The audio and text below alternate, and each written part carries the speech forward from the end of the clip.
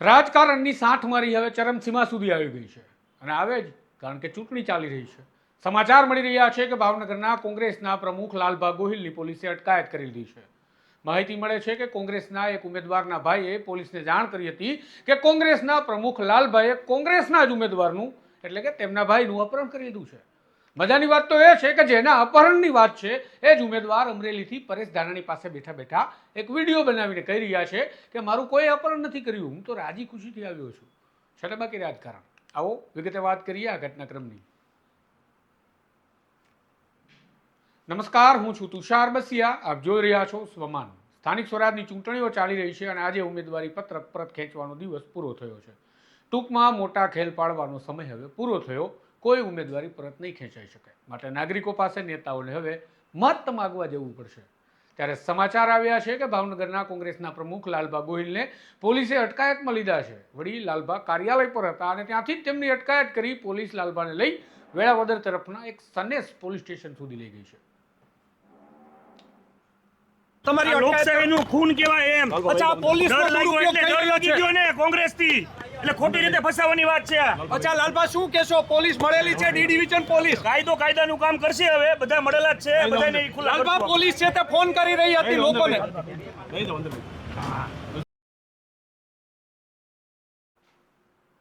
લાલભાને કેમ પકડવામાં આવ્યા? તો વાત કંઈક એવી છે કે ભાવનગરના વડવા વોર્ડ નંબર 8 બેઠક પરથી કોંગ્રેસના ઉમેદવાર ભરતભાઈ કાંબળ નામના વ્યક્તિ ચૂંટણી લડે છે।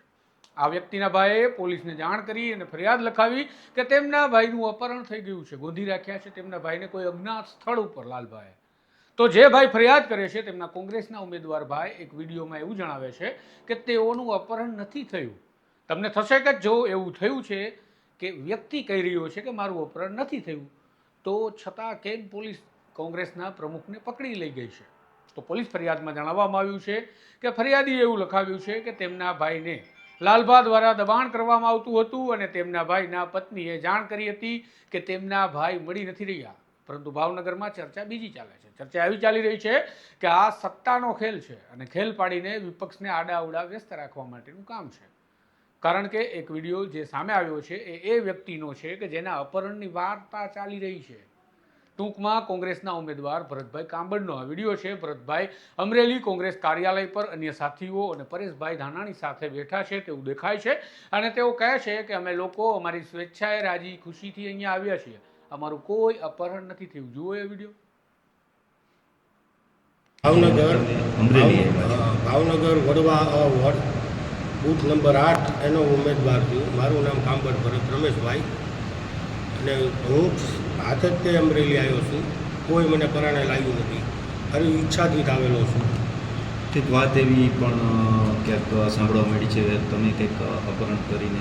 ના ના ના ના, એ હાવ ખોટી વાત છે। હું જાતે જ આવેલો છું। કોણ કોણ તમે આવ્યા છો?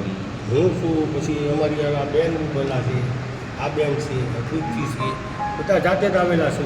શું અફવા ઉડી છે? અફવા શું ઉડી છે? અપ્પા અમારી વહુને એને દબાવે છે એવું અપ્પા ઉડે છે કે એને કેસ કરાવે છે કે મને કોઈક અપહરણ કરી ગયું છે। હું મારું કાંઈ અપહરણ થયું નથી, રાજી ખુશીથી આવેલો છું।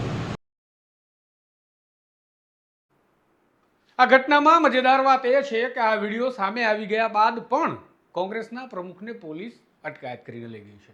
સવાલ હવે એ થાય કે ઉમેદવારનું અપહરણ થયાનું કથન કદાચ કોઈએ કર્યું હોય અને તે વ્યક્તિનો વિડીયો સામે આવે જેમાં વિપક્ષના પૂર્વ નેતા ખુદ સાથે દેખાતા હોય, કોંગ્રેસ અમરેલીનું કાર્યાલય દેખાતું હોય અને કહેતા હોય કે અમારું અપહરણ નથી થયું, તો પોલીસ પહેલા વાતની ખરાઈ કરવા માટે એ માણસ સુધી એ સ્થળ પર તો પહોંચી શકે કે પહેલા ધરપકડ કરે?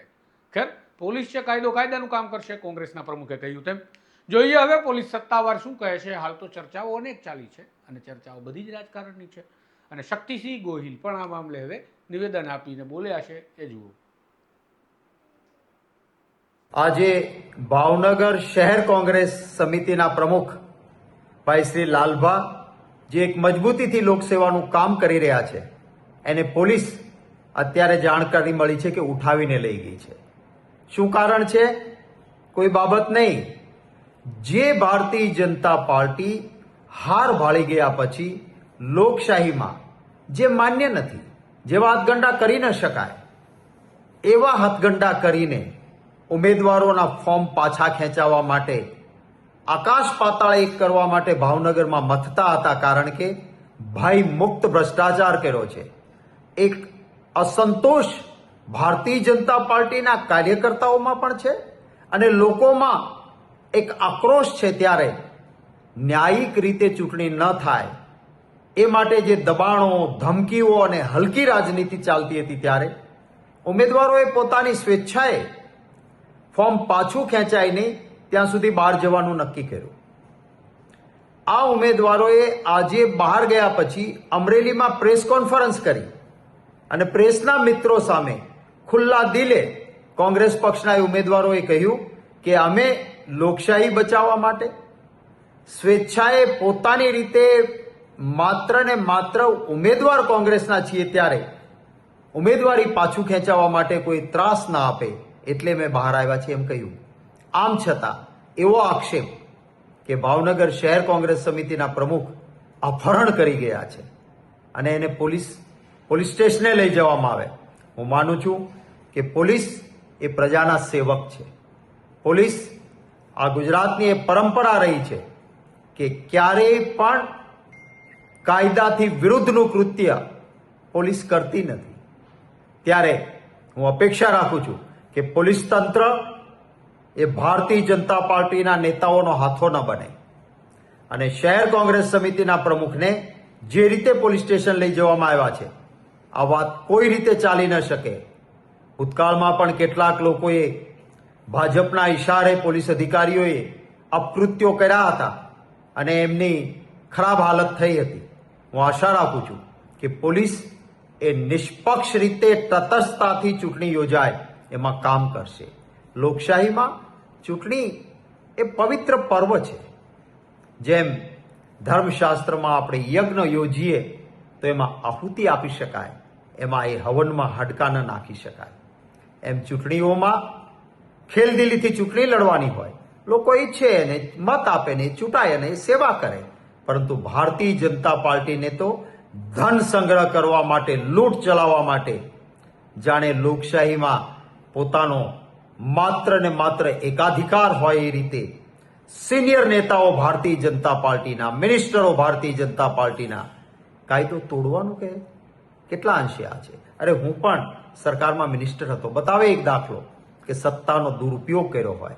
ચૂંટણીઓ અમારા સમયમાં પણ યોજાતી હતી, પરંતુ ક્યારેય તંત્રનો દુરુપયોગ નહીં, પૈસાનો દુરુપયોગ કરીને, કોથળાઓ ખોલીને ભ્રષ્ટાચારના નાણાં ચૂંટણી જીતવા માટે વાપરવાનો આ આપણા ગુજરાતના સંસ્કાર કે પરંપરા નથી. હું મારી વહાલા ગુજરાતના મતદાતાઓને પણ જરૂર વિનંતી કરીશ કે આ લોકશાહીને કલંકિત કરતી પરિસ્થિતિ સામે જે સુજ્ઞજનો છે, જાગૃત મતદાતાઓ છે, એ પણ જરૂર આની નોંધ લે અને ભારતીય જનતા પાર્ટીને આનો સબક શીખવાડે. હું મારી આ વિડીયોની સાથે જે ઉમેદવારોએ આજે અમરેલીમાં પ્રેસ કોન્ફરન્સ કરીને કહ્યું, કોંગ્રેસ પક્ષના ઉમેદવારો ભાવનગરના, કે અમે અમારી રીતે આવ્યા છીએ, ખુલ્લા દિલે પ્રેસના મિત્રો સાથે વાત કરે છે, ત્યાં કોઈ એમને અપહરણની વાત નથી. તો પછી ખોટી ફરિયાદ અથવા કુટુંબના સભ્યોને ગેરમાર્ગે દોરીને કે તમારા ઘરનાને ઉઠાવી ગયા છે, આપો ફરિયાદ, અને પછી શહેર કોંગ્રેસ સમિતિના પ્રમુખને ઉઠાવીને પોલીસ સ્ટેશન લઈ જવાના, આ ન ચાલે. હું તમામ કોંગ્રેસના કાર્યકર્તાઓને પણ વિનંતી કરું છું કે અન્યાય સામે આપણે અંગ્રેજોની સામે પણ આ દેશના સ્વાતંત્ર્ય સેનાનીઓ આપણી વિચારધારાથી લડ્યા છે. આપણે એમના સામે પણ આપણી વિચારધારા ઝૂકી નહોતી. તો ભારતીય જનતા પાર્ટીને જે અત્યાચાર કરવા હોય તે કરે. કોંગ્રેસનો કાર્યકર્તા બબ્બર શેર બનીને લડશે. જનતાને પણ, મારા વહાલા મતદાતાઓને પણ વિનંતી કરું છું, ગુજરાતના નાગરિકોને વિનંતી કરું છું કે જ્યાં પણ આવા અન્યાય માટે કોંગ્રેસનો કાર્યકર્તા લડવા નીકળે એને પૂરો સહયોગ આપજો.